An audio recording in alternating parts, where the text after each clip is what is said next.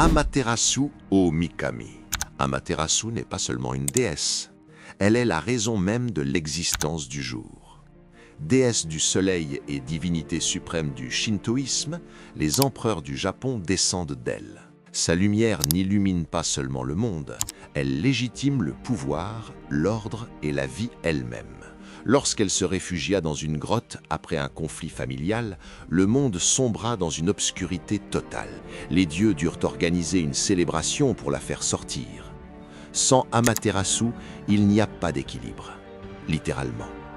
C'est une déesse qui gouverne sans élever la voix, car le monde tourne autour de sa présence. Susanoo no Mikoto. Susanoo est le chaos incarné.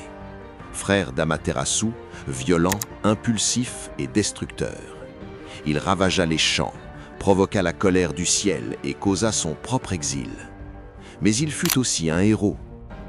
Il vainquit le serpent monstrueux Yamata no Orochi et tira de son corps l'épée Kusanagi. Susanoo représente la fureur de la nature, tempête, mer déchaînée et destruction, mais aussi le renouveau. Un dieu qui prouve que même le chaos peut sauver le monde lorsqu'il s'abat sur le bon ennemi. Tsukuyomi no Mikoto. Tsukuyomi est la nuit silencieuse, le dieu de la lune. Après avoir tué la déesse de la nourriture dans un acte de répulsion, il fut séparé à jamais d'Amaterasu. Depuis lors, le soleil et la lune ne se rencontrent plus jamais. Il est distant, froid et réservé. Il ne gouverne pas par les émotions, mais par la séparation. Tsukuyomi ne punit pas et ne protège pas. Il observe. Et son châtiment éternel est la solitude. Izanagi no Mikoto. Izanagi est celui qui créa le Japon, littéralement. Avec Izanami, il forma les îles et donna naissance aux dieux. Mais son histoire ne s'arrêta pas là.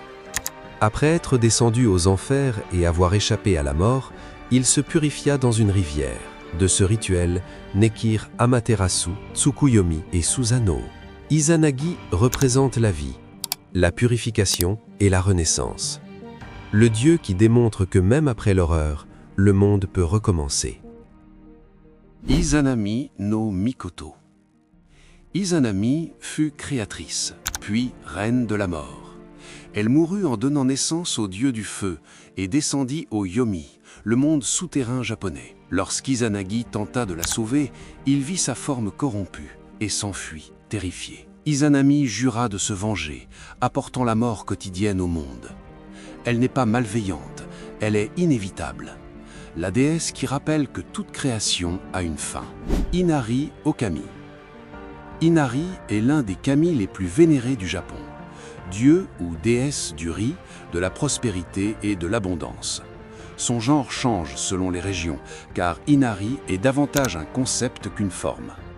Ses messagers sont les renards, et ses sanctuaires, remplis de torii rouges, couvrent tout le pays. Inari ne promet pas une richesse facile, il promet la récolte, le travail et la récompense. C'est le dieu qui nourrit le pays, grain par grain. Hachiman. Hachiman est le dieu guerrier du Japon. Protecteur des samouraïs et de la nation, il ne représente pas la violence incontrôlée, mais la guerre juste et la défense du peuple.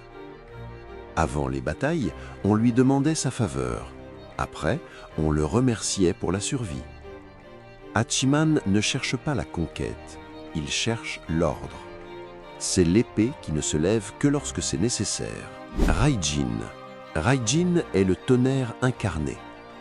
Entouré de tambours, il frappe le ciel pour créer éclairs et tempêtes. Son apparence est terrifiante, mais sa fonction est vitale. Sans tempête, pas de pluie. Sans pluie, pas de récolte. Raijin est le bruit qui annonce le changement, le dieu qui fait trembler le ciel pour que la terre reste vivante. Fujin.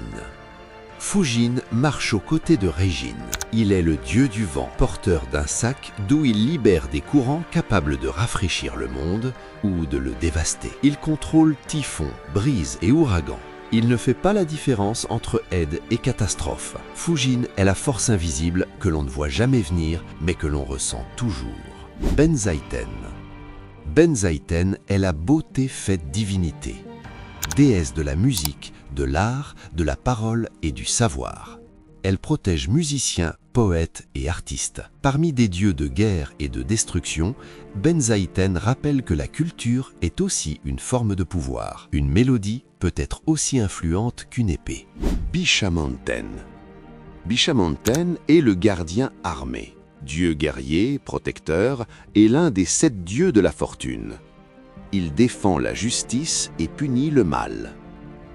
Contrairement à Hachiman, Bishamanten ne protège pas un pays, il protège des principes. C'est la force qui combat le mal pour préserver l'équilibre. Anmao. Anmao est le juge ultime. Souverain du monde souterrain, il décide du destin des âmes.